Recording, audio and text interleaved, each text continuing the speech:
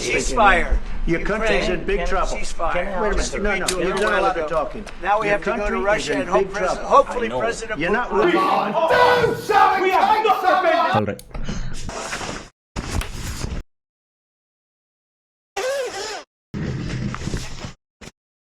Ladies and gentlemen, welcome to the new season of F1. To be honest, it has been 4 months since my last video. We back now. I missed F1 and so did 2 other people who used to watch this channel. So what do we have new for this season? We have 5 new drivers this season. Liam, another driver who will not survive Gamer Boy's talent Lawson to Red Bull. Kimi Antonelli to Mercedes, replacing Lewis Midfielden, who has upgraded to Ferrari. Carlos Sainz last year lost not only his appendix but also his Ferrari seat, and he moves to Williams this year, for whom he will have to give up the other parts of his body if they crash like last year's American Tower. Wide at turn 7 and into the wall. Turn 4 is really, coming into turn 3 across. It reminds me slightly, crunch. It reminds me slightly of his crash in Suzuka practice last year.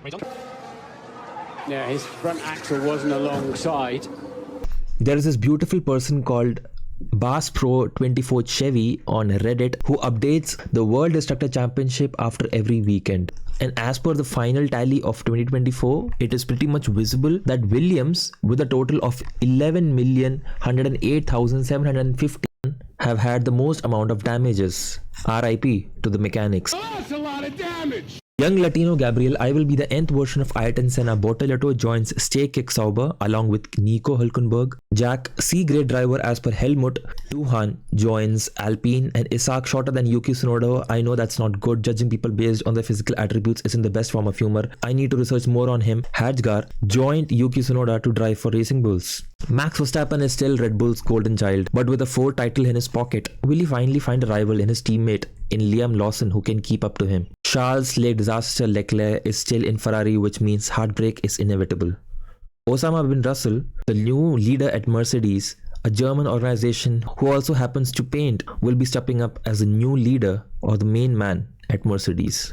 Where else have I seen this before? But the benchmark this year, certainly based on last year's strong finish, will be my QT's McLaren. After an year of fighting for title, I believe Pando Porras is ready to actually take next step and get that championship. But my money is on Oscar Piastri Fire, who has a home race to get him motivated straight away. Look how they mess with my boy. On top of all this, we have the FIA president Mohammed bin Sulayem, who wants to get rid of curse words in radios. What's wrong with you, mate? Fuck is wrong with you? Over the years of F1 memorabilia, fans have associated the best moments in this sport with legendary radio messages. Be it Kimi's call for steering wheel. Hey, steering wheel, somebody tell him to give it to me. Be it Sebastian Vettel after the crash with Weber in Turkey.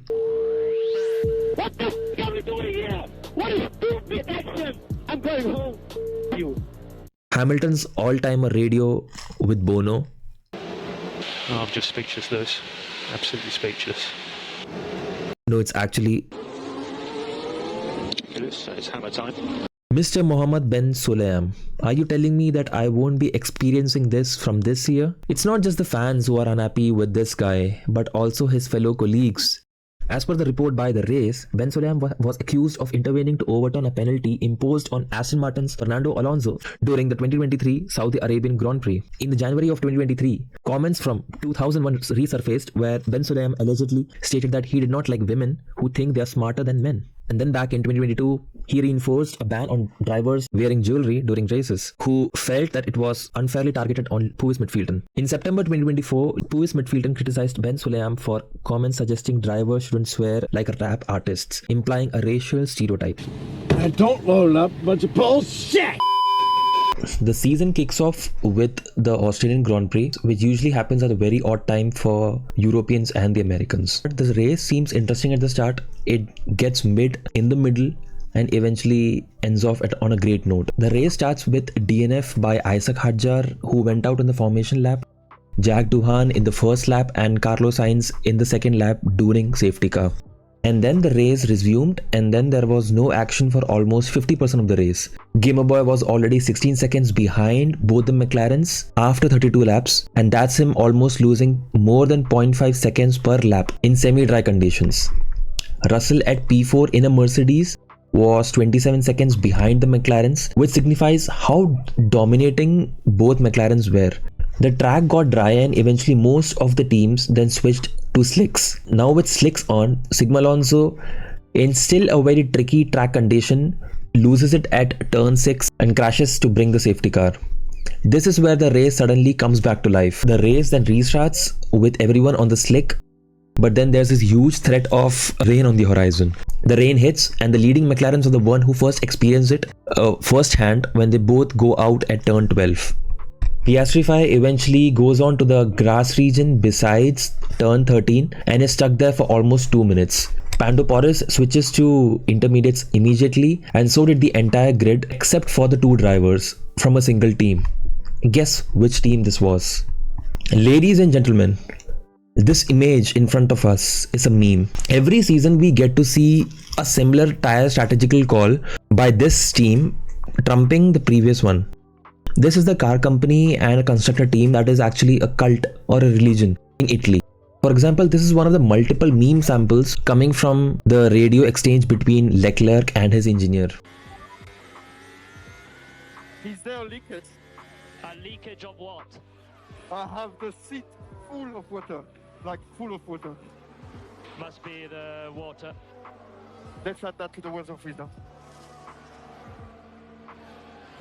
On top of that, Puis midfielder in his first race for Ferrari has realized the nonsense in his ear that Vettel was dealing with while they were fighting for the titles in 2017 and 2018.